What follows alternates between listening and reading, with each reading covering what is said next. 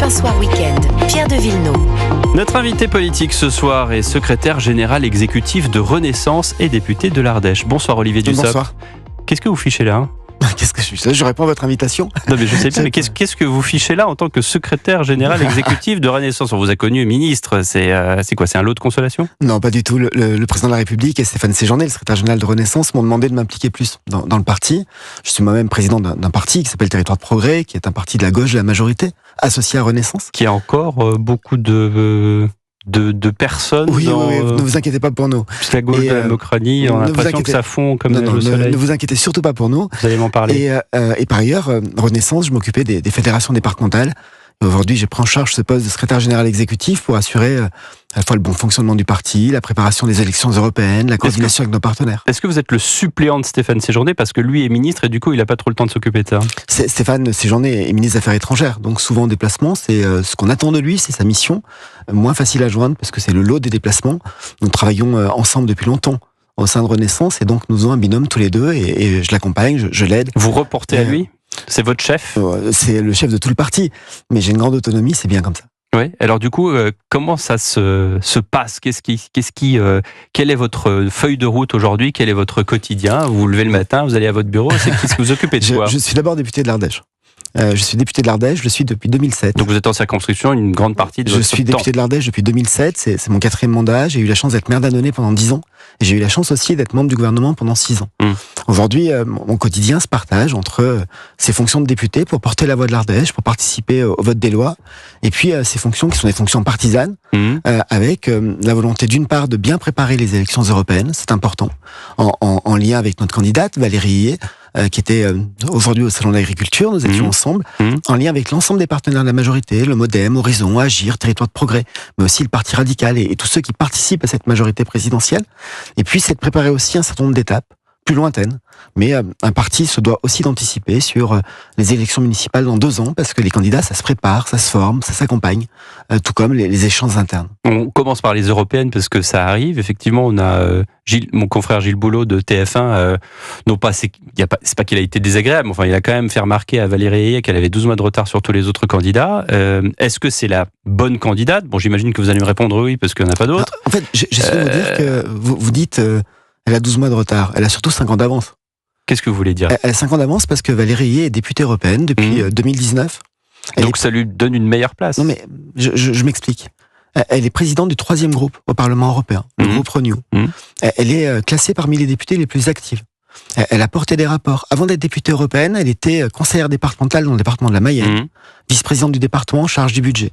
C'est une jeune femme. J'ai jamais dit qu'elle connaissait pas le sujet. J'ai dit que c'était une sombre inconnue face à tous les autres qui sont en lice. Je vais vous renvoyer la balle. D'abord, si vous considérez que quand on est présidente du 3e groupe du Parlement européen, on est une sombre inconnue. Non, mais pour les électeurs. Ça signifie. Pour les électeurs. Laissez-moi aller au bout. Ça signifie qu'une partie des médias ne porte peut-être pas suffisamment d'attention à ce qui se passe au Parlement européen. Et ce qui se passe au Parlement européen est absolument majeur dans le quotidien des Français. Et si le fait d'être président du 3e groupe au Parlement européen ne suffit pas à être suffisamment connu aux yeux de tel ou tel, ça veut dire qu'on ne s'y intéresse pas assez. Je peux vous renvoyer la balle en disant que le gouvernement ne s'occupe pas de toutes les affaires des Français, et pourtant vous gérez les affaires courantes, nous aussi on gère les affaires courantes, et on parle des sujets importants. Nous sommes à 100 jours aujourd'hui d'une élection européenne. Ouais. Et je préfère 1000 fois que nous fassions confiance et que nous nous engagions derrière Valérie Hillier, qui est une députée européenne active, qui a passé 5 ans de mandat à travailler, à porter des dossiers, à défendre la voix de la France en Europe, plutôt qu'à faire le pari uniquement de la scène médiatique. On entend souvent, et je ne vous le dis pas à vous, mais globalement, depuis que je fais de la politique, c'est-à-dire depuis presque 20 ans, on nous dit mais attendez, vous sortez toujours les mêmes visages. Et lorsqu'on met en avant un visage peut-être moins connu, on nous dit ça n'est pas assez connu. Nous faisons le choix du travail. Le choix du travail est le choix d'une élue locale.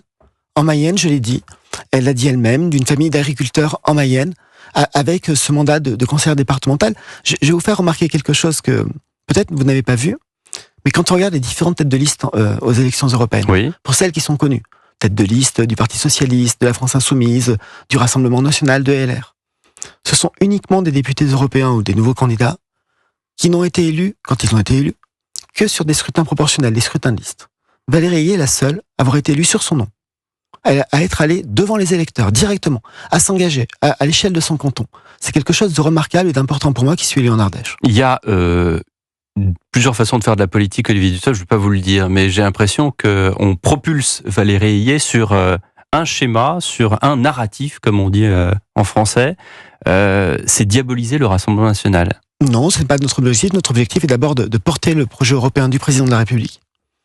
En 2017... J'ai l'impression qu'on la compare tout de suite à Bardella en disant, ben voilà, regardez...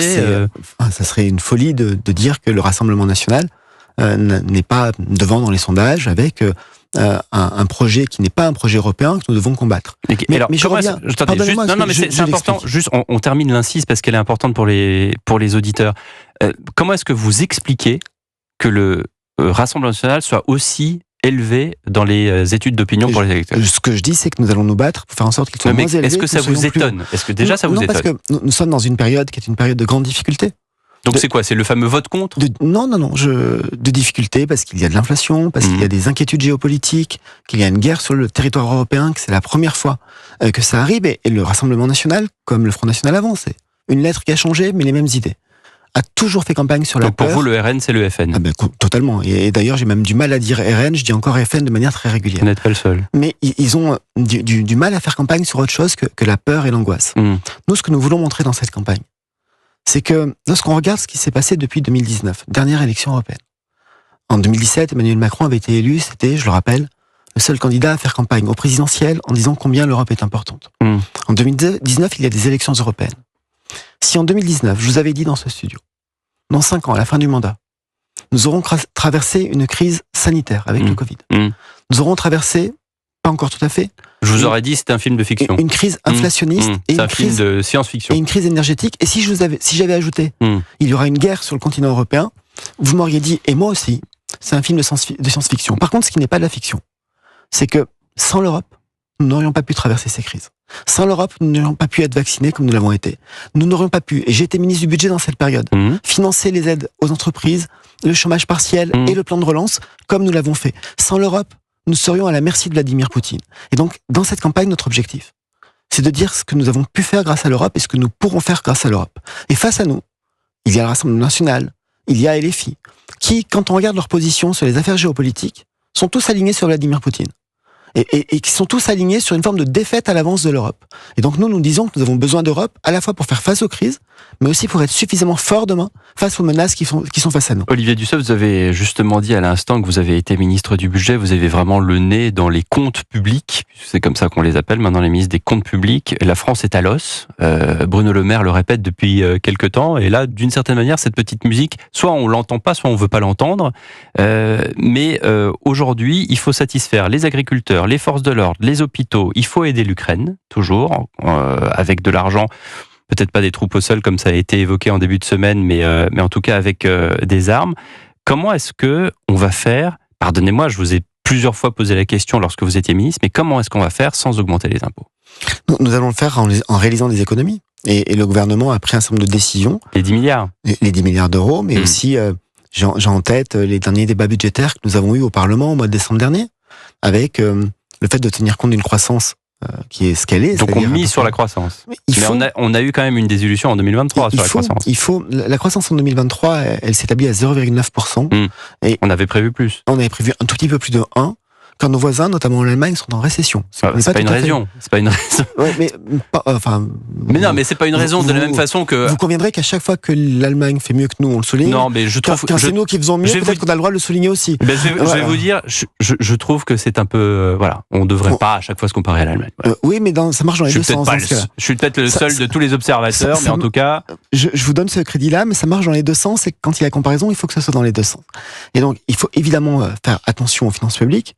Je l'ai toujours dit quand j'étais ministre des comptes publics, je l'ai dit dans ce studio, je continuerai à le dire, parce que c'est une question de souveraineté. Et donc, il faut faire des choix. Et parfois, faire des choix qui sont difficiles. Ça veut dire ne pas donner satisfaction à telle ou telle demande. Ça veut dire aussi, parfois, donc, il ne faut pas promettre. C'est l'objectif. Il ne faut pas trop promettre. Il faut s'engager lorsque c'est nécessaire. Il ne faut pas promettre de manière inutile. Et l'objectif que poursuit Bruno Le Maire et que poursuit aussi Thomas Cazenave, le ministre délégué aux comptes publics, notamment avec le décret de régulation autour de 10 milliards d'euros, c'est de permettre à la fois de tenir les engagements de la France sur le fond, c'est-à-dire les objets, les priorités à financer, mais aussi de tenir nos engagements financiers, parce que c'est important aussi pour rester souverain. Une dernière question, Olivier Dussopt. Est-ce que vous êtes en colère contre la justice, contre cette procédure longue de pratiquement 15 ans qui vous a peut-être coûté une place au gouvernement? Ça a duré 4 ans, pas 15 ans.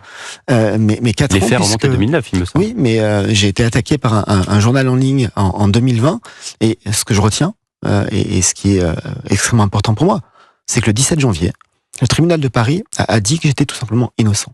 Ah oui, mais c'était après la bataille. Le tribunal de Paris a dit que je n'étais coupable de rien de ce qui m'était reproché. Le parquet financier avait classé 4 points sur 5 de l'enquête qu'il avait menée pendant toutes ces années. Le dernier point restant en suspens, le tribunal a dit que tout ce que j'ai fait était légal, conforme au droit. Mais c'est arrivé. Et j'ajoute que le tribunal a aussi souligné que ça m'avait permis de baisser le prix de 25%. Ça vous a quand même coûté une place au gouvernement? Je ne sais pas, je n'en sais rien, je ne veux pas penser à cela. Je dis que j'ai été relaxé par le tribunal, que c'est extrêmement important pour moi parce que c'est aussi une question d'honneur.